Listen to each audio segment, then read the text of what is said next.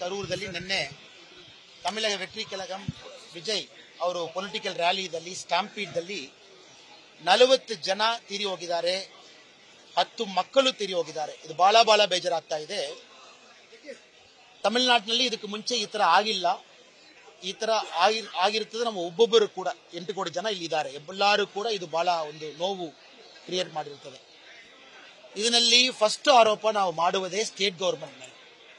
Permission ಯಾವಾಗಲೂ ವಿಶಾಲವಾದ ಜಾಗದಲ್ಲಿ ಕೊಡಬೇಕು. இந்த ವೇಲುಚಾಮಿಪುರಂ ಜಾಗ ನ್ಯಾರೋ ಕಂಜೆಸ್ಟೆಡ್ ಏರಿಯಾ, ಅಲ್ಲಿ 5,000 ಜನ ಕೂಡ ನಿಲ್ಲಕ್ಕೆ ಆಗಲ್ಲ, ಅದು ತಪ್ಪು. ಸೆಕೆಂಡ್, 500 ಜನ ಪೊಲೀಸ್ ಡಿಪ್ಲಾಯ್ ಮಾಡಿದ್ದಾರೆ. ಅದರಲ್ಲಿ 100 ಜನ ಮಾತ್ರ ಪೊಲೀಸ್, 400 ಜನ technical staff, striking force, armed reserve ಅವರೆಲ್ಲ 100 ಜನ ಇಟ್ಕೊಂಡು 30,000 ಜನ ಎಲ್ಲಿ ಮ್ಯಾನೇಜ್ ಮಾಡುವುದು? ಮೂರನೇದು, ರೂಲಿಂಗ್ ಪಾರ್ಟಿಗೆ ಒಂದು ತರ ಅಡ್ಮಿನಿಸ್ಟ್ರೇಷನ್ ಸಲಹೆ ಕೊಡ್ತಾ ಇದ್ದಾರೆ, ಅಪೋಸಿಷನ್ ಪಾರ್ಟಿಗೆ ಈ ತರ ಟೈಟ್ ಮಾಡ್ತಾ ಇದ್ದಾರೆ. So local administration utter failure. District SP, district collector ಇಬ್ಬರು ಸಸ್ಪೆಂಡ್ ಆಗಲೇಬೇಕು.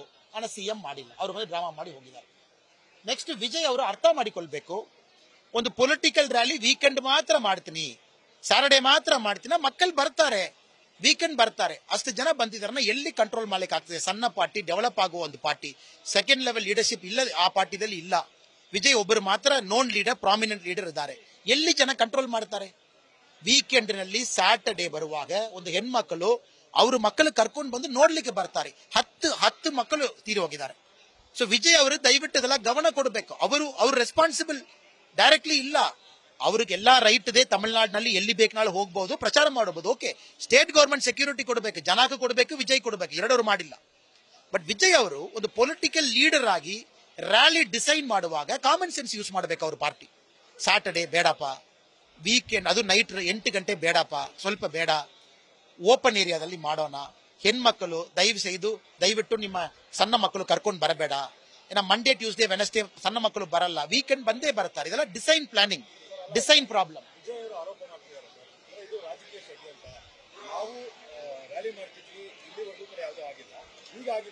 ಸರ್, ಪೆರಂಬಲೂರೇ danger sir. First rally Vijay ಅವರದು ಪೆರಂಬಲೂರು ಕ್ಯಾನ್ಸಲ್ ಆಯಿತು, ತುಂಬಾ ಲೇಟ್ ಆಯಿತು. ಅದೇ ಡೇಂಜರ್.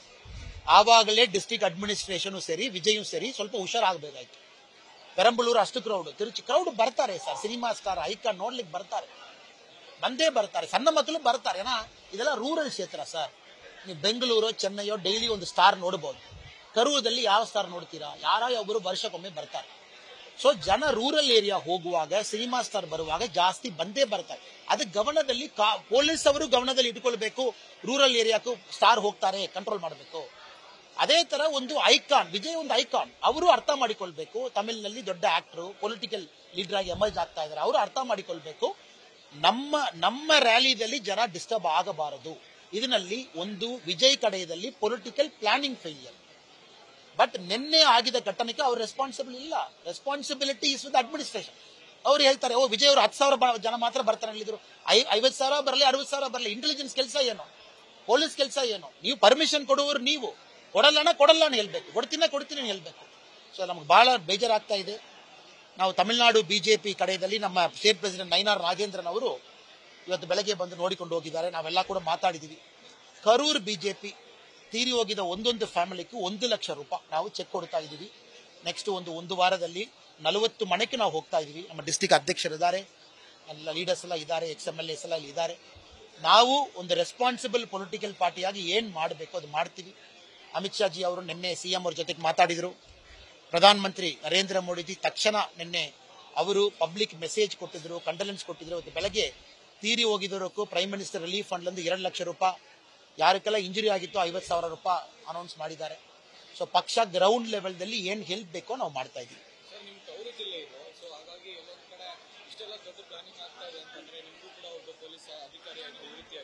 ಅದೇ ನಾನು ಜಾಸ್ತಿ ಎಲ್ಲ ಹೇಳಿದ್ದೀನಿ ಸರ್. ಎಲ್ಲರಿಗೂ ಬೇಜಾರಾಗ್ತಾ ಇದೆ, ತಪ್ಪು ಎಲ್ಲಾ ಕಡೆಯಲ್ಲಿ ಕೂಡ ಇದೆ. Final administration sir.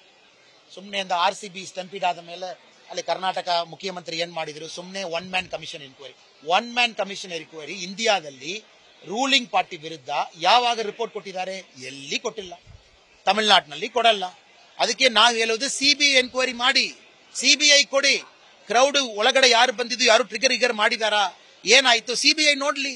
ಸುಮ್ಮನೆ ಒನ್ ಮ್ಯಾನ್ ಎನ್ಕ್ವೈರಿ ಸರ್ಕಾರ ಸೇರಿ ನಾಮಕ ವಾಸ್ತೆ 2 ಪೊಲೀಸ್ ಆಫೀಸರ್ ಸಸ್ಪೆಂಡ್ ಮಾಡಿಬಿಟ್ಟು ನಾಮಕ ವಾಸ್ತೆ ಅದು ಮಾಡ್ತಾರೆ. ಅದೆಲ್ಲ ನಾನ್ಸೆನ್ಸ್ ಅನ್ನ.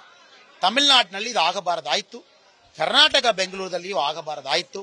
ಅಲ್ಲಿ ಪೊಲಿಟಿಕಲ್ ಫೇಲಿಯರ್, ಅಡ್ಮಿನಿಸ್ಟ್ರೇಷನ್ ಫೇಲಿಯರ್, ಇಲ್ಲಿ political failure, administration failure. Thank you.